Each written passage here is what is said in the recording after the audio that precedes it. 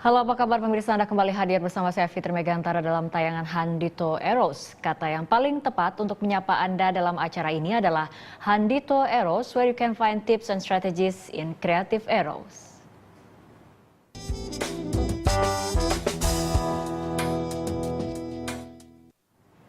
Kualitas hidup yang lebih sehat, tenang, dan sukses merupakan dambaan banyak manusia. Begitupun berkumpul dengan keluarga dalam suasana nyaman. Guna menjawab kebutuhan manusia pada umumnya dan warga urban pada khususnya, Agung Podomoro Land menawarkan kawasan resort terpadu yang menyatu dengan alam dengan fasilitas lengkap bertaraf internasional. Dan untuk mengetahui lebih jauh tentang Vimala Hills and Resort dari kacamata bisnis dan marketing, telah kami undang ke studio Berita 1 Bapak Zaldi Wiharja, General Manager Marketing Vimala Hills, Dona Maria Rosalia da Silva, Putri Persahabatan Indonesia 2012, dan narasumber tetap kita, Dr. Handito Juwono. Halo Dr. Handito, Pak Zaldi dan juga Mbak Dona, terima kasih telah bergabung bersama kami dalam dialog kali ini. Kita mungkin langsung ke Pak Zaldi terlebih dahulu. Pak Zaldi, apa yang menjadi alasan Agung Podomoro Land kemudian membangun villa dan resort di kawasan Gadok Ciawi ini?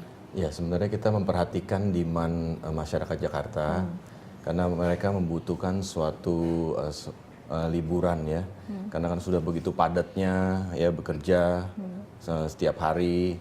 Mereka butuh refreshing. Mereka butuh suatu suasana yang menenangkan, menyegarkan, nyaman, betul. Nah, oleh karena itu kita Agung Podomoro Group, kita mencari daerah yang sangat brilian sekali, lokasi juga nggak jauh, ya. Itu untuk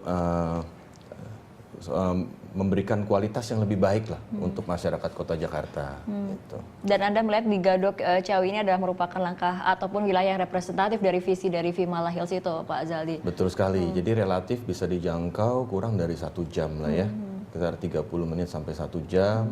Jadi kita nggak perlu mencari resort yang representatif untuk ke Bali ya atau ke Thailand ya. Jadi tidak perlu meninggalkan bisnis kita juga ya.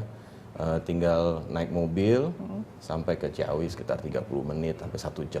Oke, Dona mungkin ada pandangan ataupun ada pertanyaan langsung ke Pak Zaldi? Iya Pak, untuk lokasinya kan di Ciawi Bogor, relatif dekat dengan Jakarta. Target marketnya siapa nih Pak? Ya, memang ini kita peruntukan memang untuk mereka yang sangat sibuk beraktivitas di Jakarta. Jadi mereka kan perlu refreshing seperti itu, dan mereka juga kalangan menengah ke atas ya, yang sudah mapan.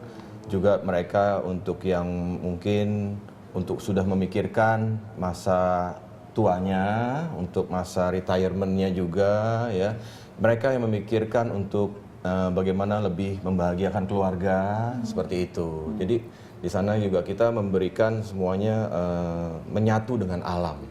Seperti itu. Oke Pak Handito, ini yang coba dilakukan oleh Agung Podomoro Land memang menangkap kebutuhan para konsumennya, terutama tadi untuk kaum urban ya, mencari lokasi yang bisa refreshing bagi perumahan dan juga orang-orang yang telah sibuk di kota seperti itu, Pak Handito. Dan diarahkan juga untuk dia ke yang menjelang retire gitu.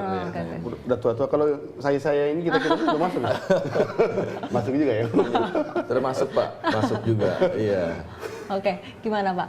Ya, saya lihatnya dari sudut pandang begini. Kalau kita bicara tentang bisnis, kemudian kita hubungkan khususnya dengan marketing, memang kita perlu punya satu target market yang jelas kan gitu ya.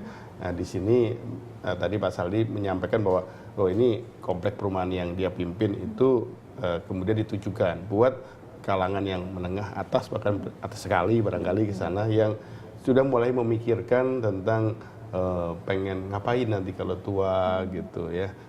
Dan saya rasa itu menjadi tidak hanya menjadi sebuah kebutuhan, tapi sudah menjadi sebuah gaya hidup sekarang ini kan.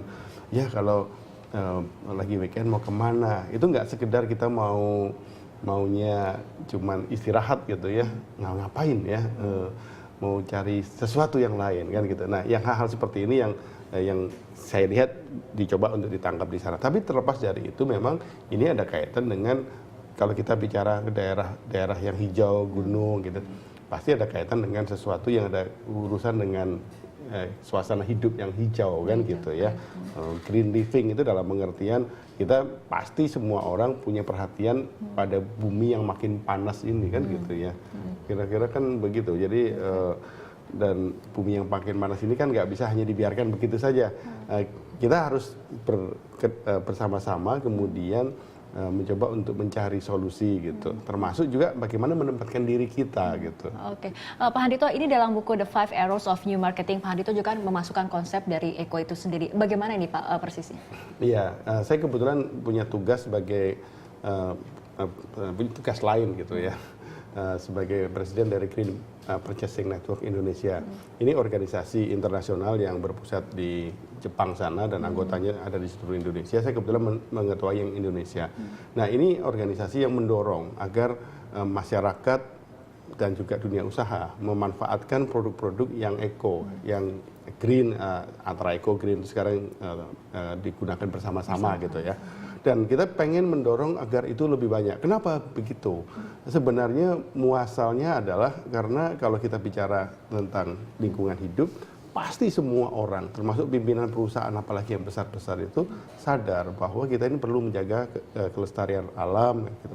Tetapi yang paling penting juga kemudian kita bicara tentang sustainability dari alam agar anak cucu kita ini bisa terus menggunakan gitu. Sehingga kalau kita bicara tentang green product atau eco product atau green business gitu, pasti berpikirnya tidak hanya untuk kita. Gimana ya anak-anak kita dan sebagainya. Dan ini sekarang sudah menjadi kesadaran yang sangat baik. Masyarakat, apalagi anak-anak yang relatif berpendidikan baik sekarang udah mulai sadar ke sana gitu. Dan ini artinya berarti kita memikirkan anak-anak kita gitu ya. Nah, yang seperti ini menjadi sebuah gerakan sekarang. Jadi perusahaan-perusahaan sekarang ini saya amati perusahaan yang benar ya. Perusahaan yang benar, ada yang nggak benar juga soalnya ya.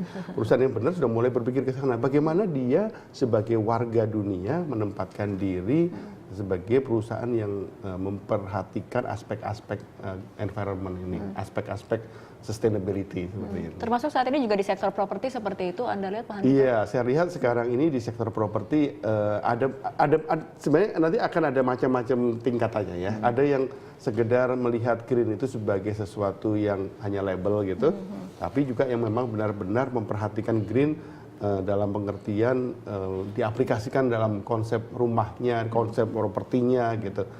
Saya nggak tahu kalau Pimala apakah hanya sekedar labelnya doang atau sampai diaplikasikan.